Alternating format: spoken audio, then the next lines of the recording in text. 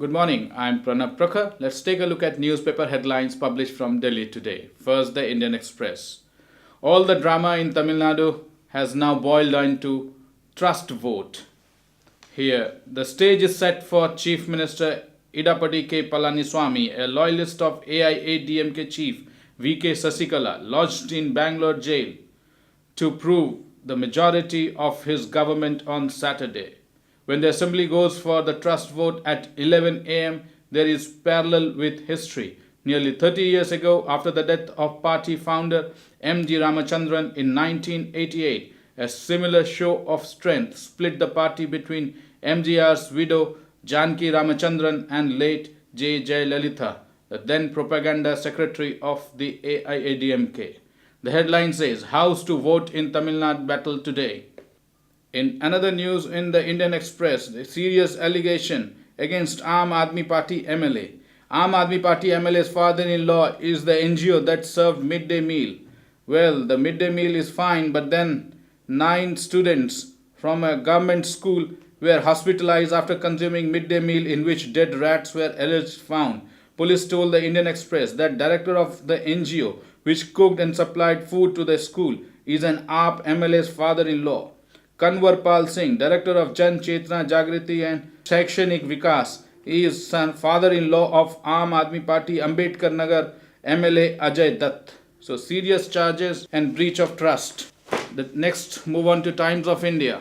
Day after shrine blast, Pakistan killed 100 militant. Army, no more restraint for anymore.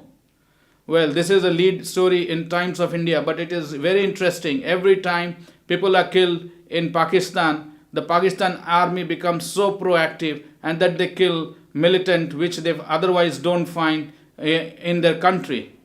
Otherwise, they claim that they don't have control on militant when these militant create a problem in neighboring India. When these militant create problem in their own country, then Pakistan is proactive and search these militant and now they have killed 100 militants day after the shrine blast, which killed a day after Islamic State group IS bomber killed nearly 80 pilgrims at Pakistan's most famous Sufi shrine in Sindh. Security forces claimed to have eliminated around 100 militants in a countrywide crackdown. That's a very swift action. When your country is bleeding, you can kill 100 militant. When you send militant to a neighboring country, you claim there is no militant in your country. That's a serious problem. International community is watching Pakistan's development. Moving on to the next story in the front page of Times of India. Ex-star athlete caught peddling party drug. Harpreet Singh, who won a silver medal in discus throw at the Commonwealth Youth Games in Australia in 2004. 2 years later, he won bronze at the Colombo SAF Games. The ex-international athlete has made news again, but for an entirely different reason. He was among 3 people arrested with a huge consignment of latest party drug in town. With the drug name is Mew Mew.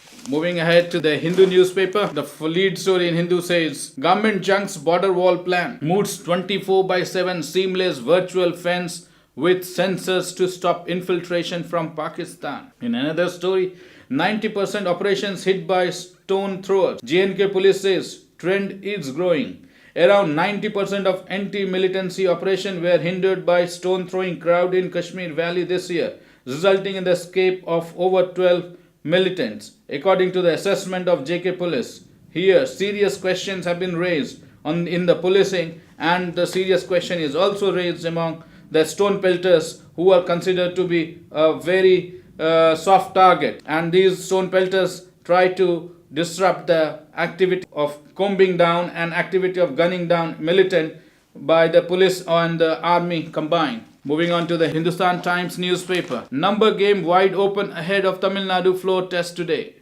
2 rival camps in Tamil Nadu ruling party braced for an assembly trust vote on Saturday as experts indicate Chief Minister Palaniswami's wafer-thin majority and several unhappy legislatures could make the floor test go down the wire. Parrikar backs Rawat, says military has full freedom. Defence Minister Manohar Parrikar has come to the defence of the army chief when he says on Friday that military commanders had full freedom to decide on how to conduct their operations against insurgents and terrorists in Jammu and Kashmir.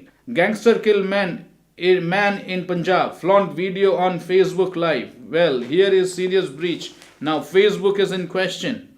How Facebook could manage or stop these misadventures. To counter snag, metro station will get new card swipe machine. Delhi Metro is set to install 400 new card swipe machine, facilitation of online transactions. Well, that's all we have in this edition of English newspapers published from New Delhi.